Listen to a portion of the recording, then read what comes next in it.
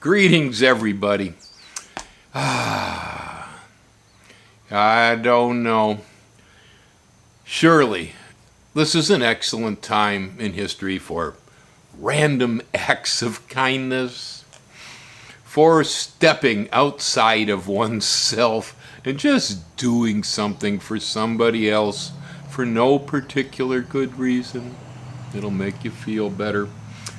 Yeah, I was this morning, and again also last night, I was looking at news articles where the American Institute of Psychiatry is finding themselves severely worried about the mental state of Americans during the COVID. The amount of depression, the amount of suicide, the amount of anxiety is way up. I try to stay away from statistics and numbers as much as possible because people love to challenge them. But now this stuff, I got this out of the CDC. So if you believe, Dr. Fauci knows a thing or two, I do. Then this stuff's pretty good. He did a study where they had 4,200 people, Americans, that were looked at for depression, anxiety, suicidal tendencies. Okay, that's what they're searching. And what they found out is that out of 4,200 people, 24% of them were experiencing major depression right now. Not just a little bit of depression. We're talking, a full-blown serious case. Out of the same 4,200 people, 30% of them said they were experiencing anxiety. Well, yeah, I guess 30% anxiety, that's probably rational, frankly. I think I'm a little anxious. So maybe I belong in that category myself. But the figures are doubled from 2014. So we're experiencing anxiety and depression at twice the rate that we were just 6 years ago. Now, Connecticut, for some reason, I don't know, Connecticut has 36% of the people are experiencing anxiety. So more anxiety in Connecticut. Also, the 18 to 29-year-old group seems to be one of the worst age groups being hit by this. 42% of them say they're having anxiety, and 36% of them say they're depressed. Now, when you look at people my age, I'm 69, only 16% of us are experiencing any kind of anxiety at all. Now, I suppose that stands to reason, right? My kids are grown up. I don't have to worry about sending them to school or getting sick. They don't live in Hawaii even, so they don't have to worry about coming over and spreading anything to Dad. They're, both over 30 and they're, beer-drinking bald men that fart. Not a problem for me. And so I don't have that anxiety to worry about my children. I worry about the one because he works in a pharmacy as a tech. And that, of course, there's constant contact with people needing prescriptions there. But, yeah, and, most of us in my age group tend to be retired. We've also probably, spent our lives accumulating, and so we probably have most of our bills paid off by now, too. And so this will really remove a lot of anxiety right now when you don't have to pay your mortgage, when you don't have to send the kids to school and so on.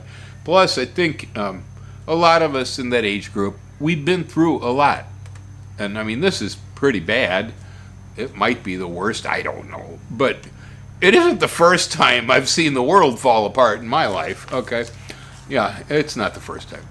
Been all kinds of things, You send me a 54 draft number for Vietnam, and hand me an assault rifle. It says, go kill people. Yeah, it's your job. If you're not American, if you don't do that, Yeah, there's been a lot of bad, crazy stuff that's occurred. I admit, though, I am disturbed. Yeah, that's true. This hurts me. I always thought we were tougher than that. I really did. I'm older than a lot of people these days. So many people are that I knew are already passed away. They're gone. But I was born just at the end of when World War II. It was over, but people were still in the mindset. That was what they called the greatest generation. And I mean, in that case, we had a heck of an enemy, although you could see it. But there was the Nazis, and there was Imperial Japan, and this country collectively stood up and put those folks down on their knees. Now, they were an enemy you could see. They wore a uniform, and so it's a little easier maybe to deal with it. But America did band together at that time. Most of us got in line. We said, yeah, we got a problem. Yep, we're going to fix it. And so we had Rosie the Riveter and Victory Gardeners and G.I. Joe and you name it, man. People got to work. They solved the problem. It even brought us out of the Depression. And it happened because we tended to align ourselves. We got together as a country. We had ourselves a reason to focus. Right now we have even more of a reason maybe to focus. We have a reason. We have an enemy. The enemy's invisible. I don't know what the goofballs running around the streets with assault rifles think they're proving, because you can't shoot your problem in this case, guys. I'm telling you. And so childish people. Sad. It's sad. Yeah.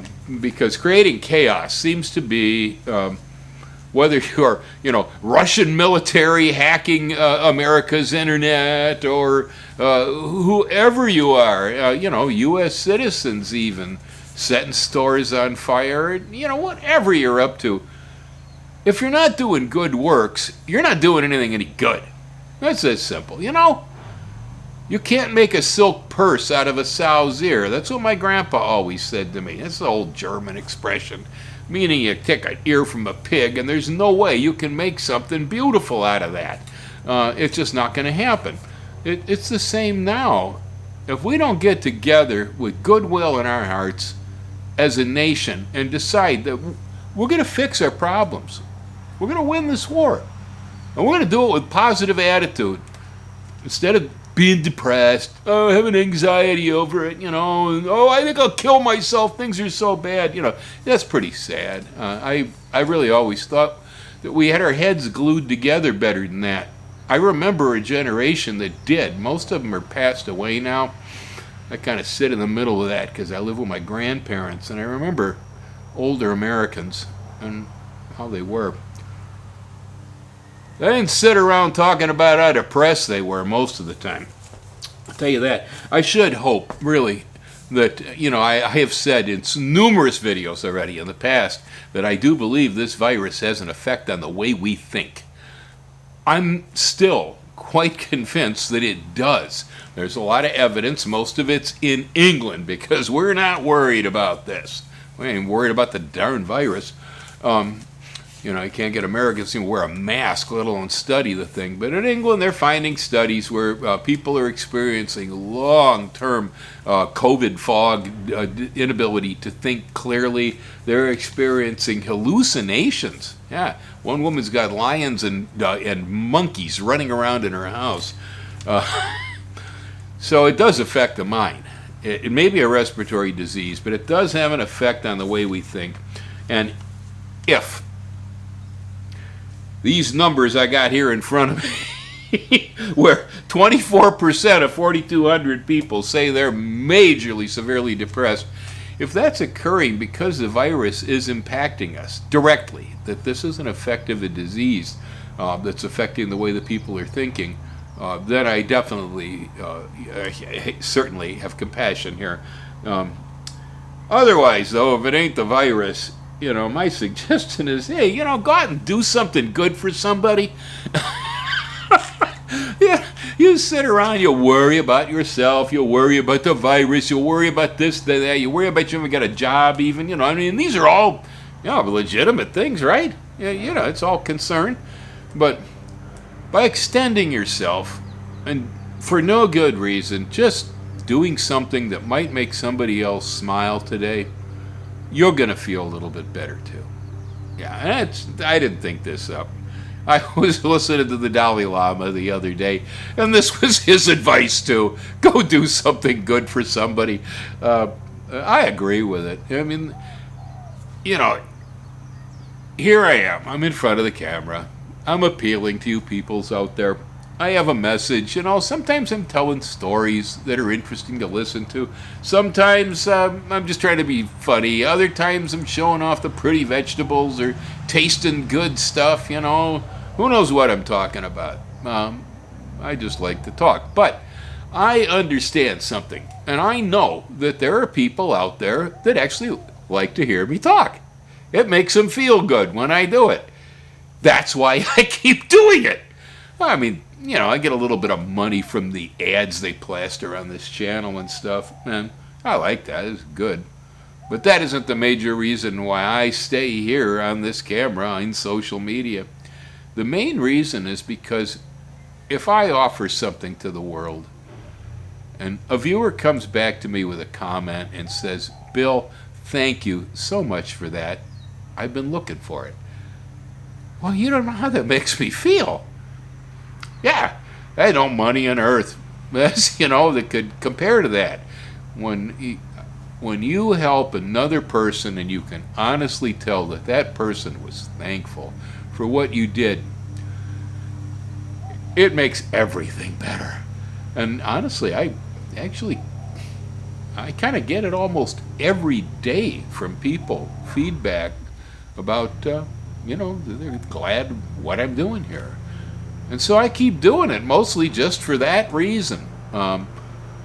Actually, I like it so much that you could say I'm addicted to this camera and YouTube, because I do get, not only money, but I make friends via this camera. I make acquaintances. I also just get feedback from the world, and I can help other people.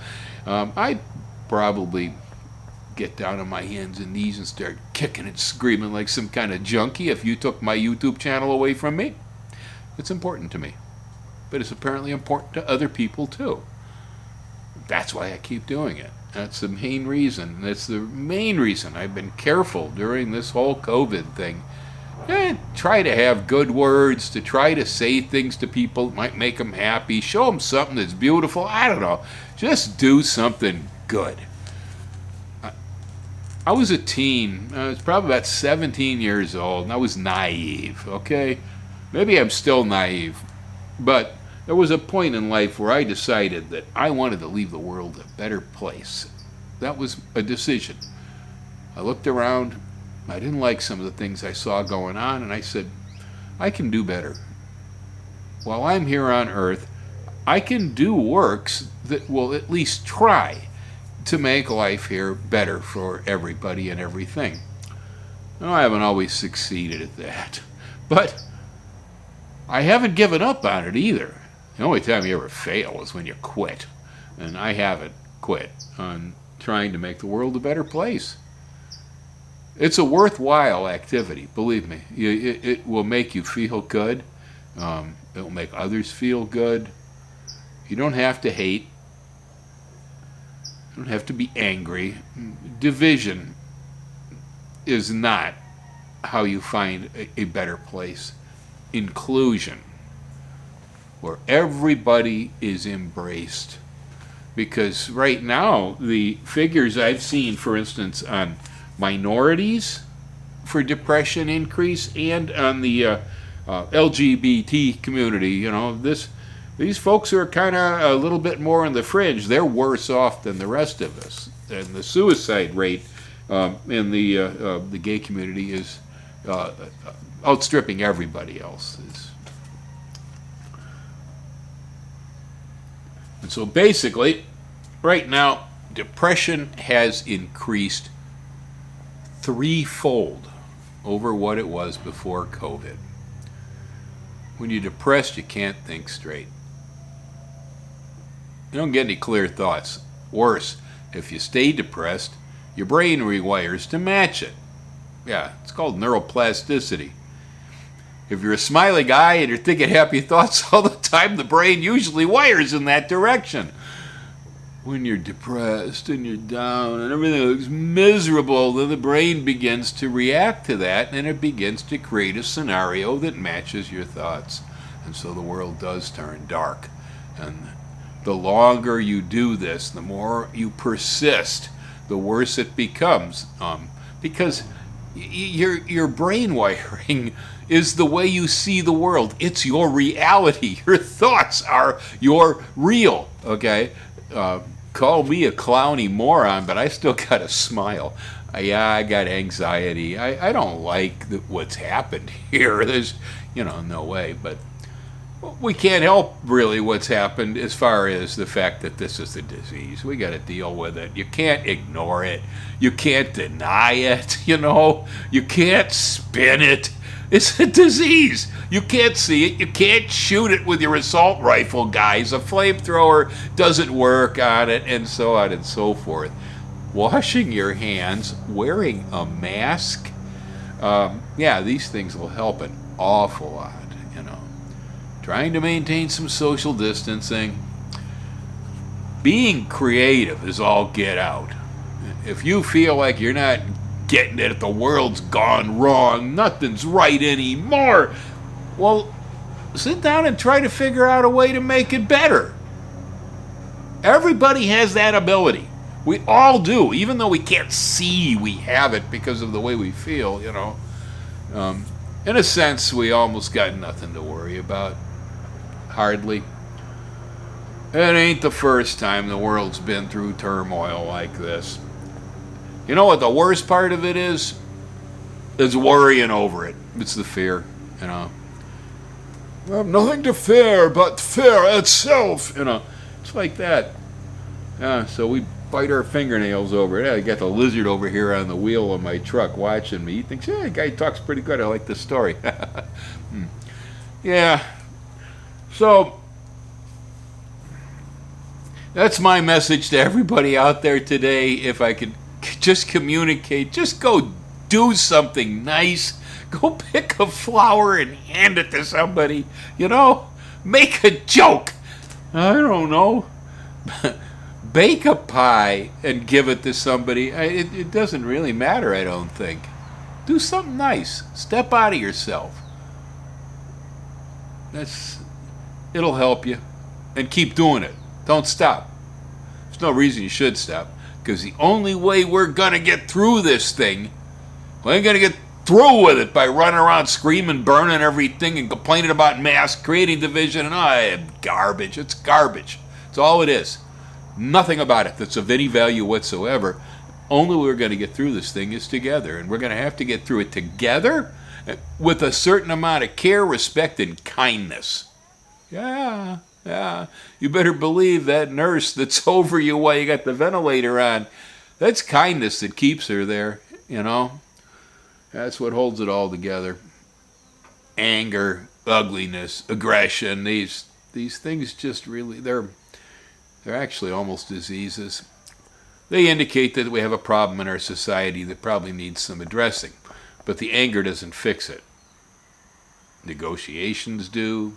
Talking does, There's all sorts of different ways that you can fix issues, but I firmly believe you need truth, you need a positive point of view in order to create a better world. I don't see how you can do it with a sow's ear, man. Grandpa was right. Aloha.